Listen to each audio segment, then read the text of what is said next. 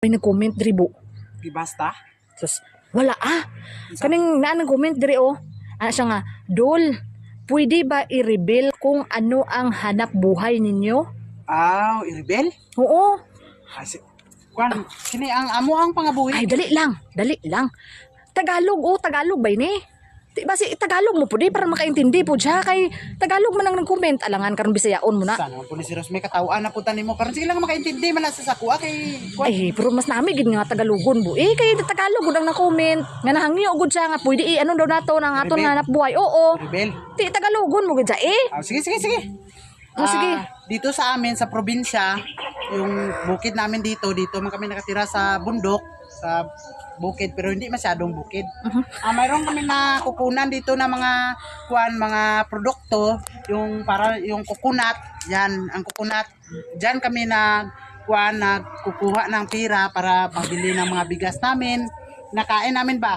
Tapos dito mayroon pa kami na produkto na mga saging. Ito saging. Yun ang kung mayroong mga buyer dito na pupunta, yung mapuputol namin ang saging yung magulang na. Pag ba? Yung mapuputol namin yung saging namin dito, mga magulang na sila ba?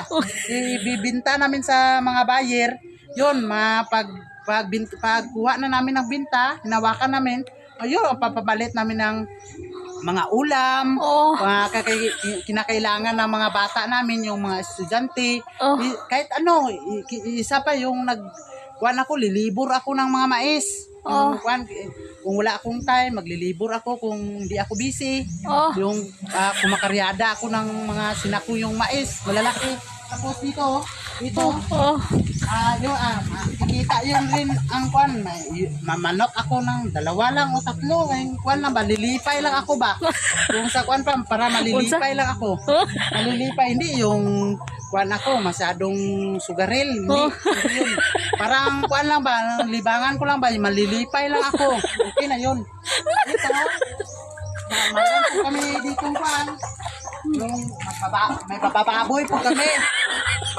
Dito may dati marami yung bababoy namin ba. Puno yung mga tangkal. Buta yung namin ba, tulungan. Pag dating yung parang inaagihan kami yung sakit na iisip, yun na sakit. Biglang nawala yung mga bababoy namin. Yun, isa na lang nabibili namin na bababoy. Yung barako na lang na iwan. Tapos, doon, magagarden po kami doon. May mga ulamin, kung may mga gusto namin mag-ulam na mga fries na gulay. Doon, may ara dito kami dito. Parang may ara kami dito mo dito.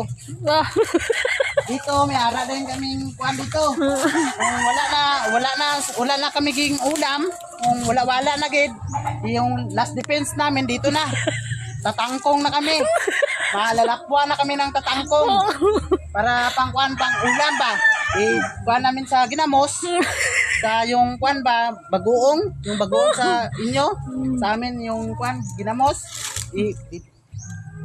Lalapwa lang namin ang tinangkong kag yung uulamin na namin. Yun lang. Sana maintindihan yung Tagalog ko kay nagkapuliki nagigugmayo. Pasensya lang gid kayo. Susunod yung mag-request nga i-reveal ina lang Bisaya lang dito. Kay paspas kay ko makaistorya.